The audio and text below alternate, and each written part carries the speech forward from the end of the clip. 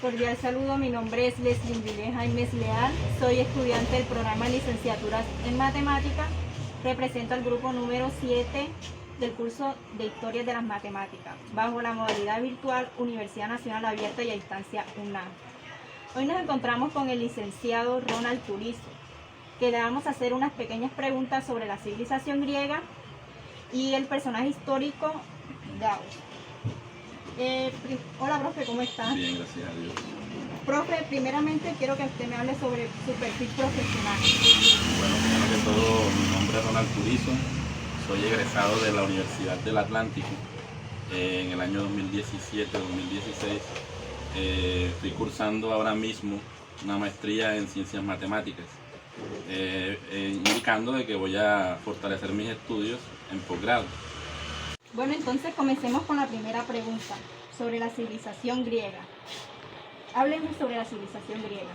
La civilización griega empieza más que todo en la época en la que los pitagóricos hacían referencia a por lo menos partes de la matemática importantes como el teorema de Pitágoras.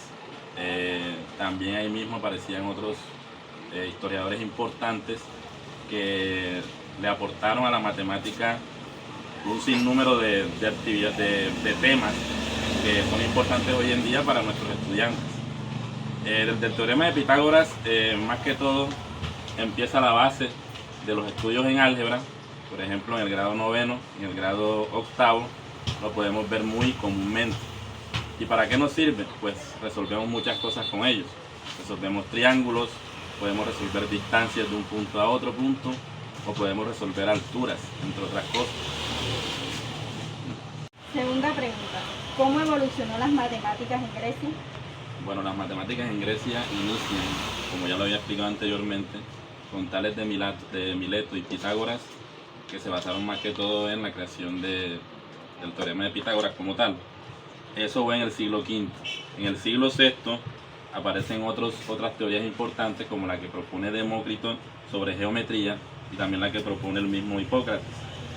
Dos personajes importantes que le hicieron un aporte a las teorías de Galileo Galilei en cuanto a si la Tierra era redonda o era de otra forma. Bien, ellos también hicieron aportes en esa parte, indicando de que un círculo tiene infinitos puntos, ¿correcto?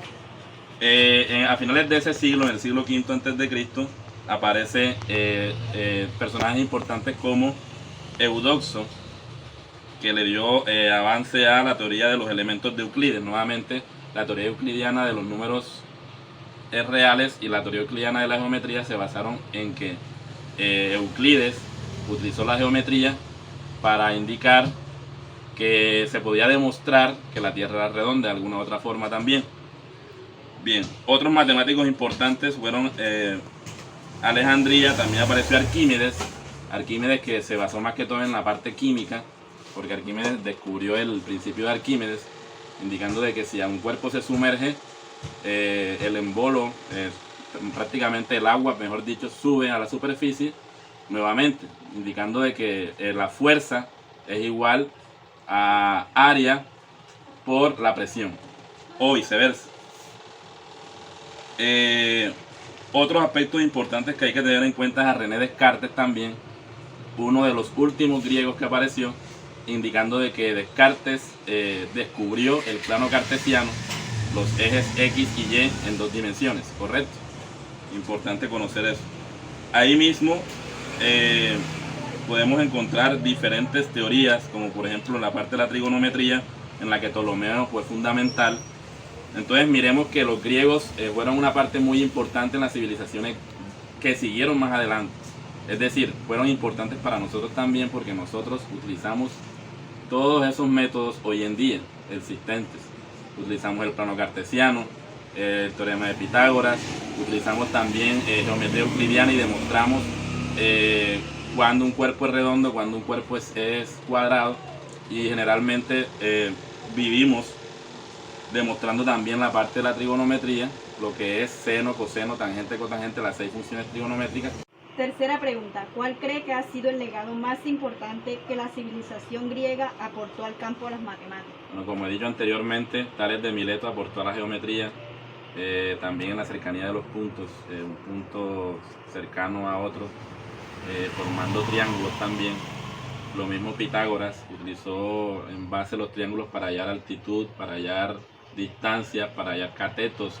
En este caso los catetos que hablaba Pitágoras eran distancias, ¿bien? O son distancias. Entonces es importante para la matemática hoy día. También encontramos en Arquímedes que nos sirvió de mucho saber que fuerza es igual a presión sobre área. Bien, también es importante conocer que Descartes nos sirvió para saber cómo eran los ejes X y ejes Y en el plano cartesiano y cómo lo hacemos para ubicar y para qué sirve en la vida real. Y de ahí en adelante hay muchos que han seguido esas ideas. El caso del mismo Newton, más adelante, a pesar de que se basó más que todo en física, utilizó partes de matemática para surgir sus ideas. Cuarta, ¿cómo ayudó el sistema numérico inventado por los griegos a la educación de hoy en día? Bueno, los griegos se basaron en el sistema decimal.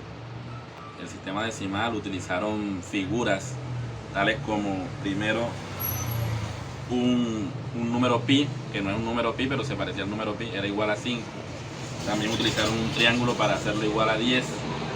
También utilizaron una h, hacerlo igual a 100, una x 1000 y una m 10.000. Entonces miren que es un sistema decimal muy diferente al sistema sexagesimal que utilizan los babilonios en este caso.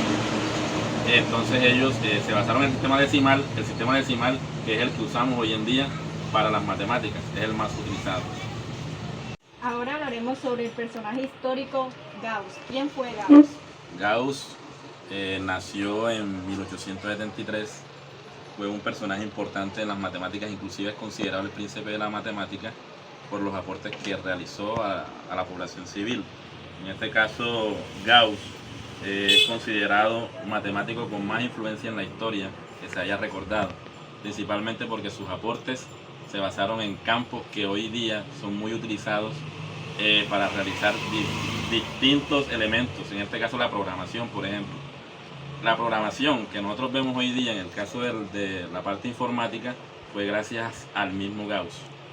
Segunda y última pregunta, ¿qué aportó Gauss a las matemáticas? Bueno, Gauss hizo muchos aportes importantes a la geometría euclidiana, al álgebra lineal, hizo aportes también inclusive a la derivada, inclusive hay muchas derivadas que emplean álgebra lineal, y el álgebra lineal es más que todo la parte de las matemáticas que se encarga de hallar determinantes, matrices, inclusive algoritmos de tipo de programación, en el caso de la informática, como lo he dicho anteriormente.